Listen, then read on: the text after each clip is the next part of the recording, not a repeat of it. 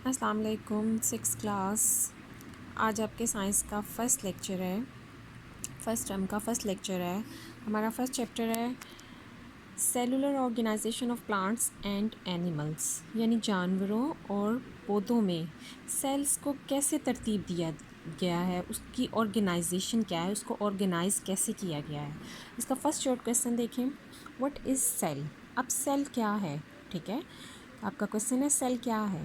A cell is a basic unit of structure and function of all living organisms, कि तमाम जानदारों का structure और function यानी उनकी बनावट और उनमें जो काम करने का किरदार है उसका बेसिक यूनिट जो होता है उसे क्या कहते हैं, सेल कहते हैं। Plants and animals are made of trillions of sales.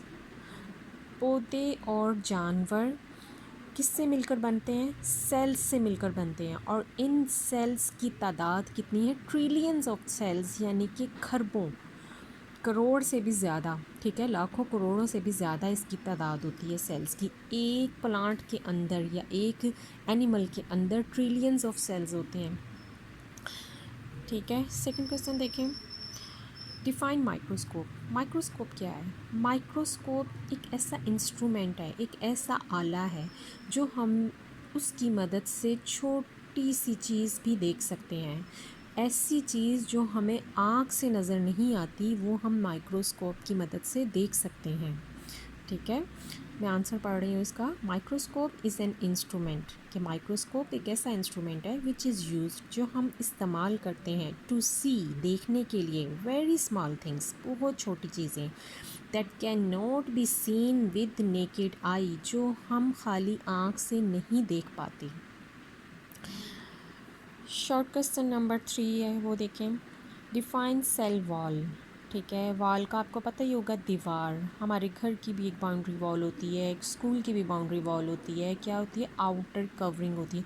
इसी तरह सेल की भी एक आउटर कवरिंग होती है, उसे क्या कहते हैं, सेल वॉल। और ये किस में होती है, पौधों में, ठीक है, जानवरों में नहीं, पौधों के सेल्स में सेल वॉल होती है। आंसर पढ़ने लगी हूँ।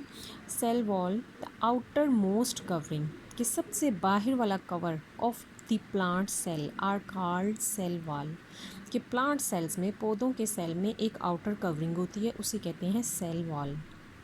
The cell wall supports the cell and gives it shape. अब सेल वॉल क्या करती है, उस सेल को सपोर्ट करती है, उसे खड़ा रखती है, उसको शेप देती है, ठीक है।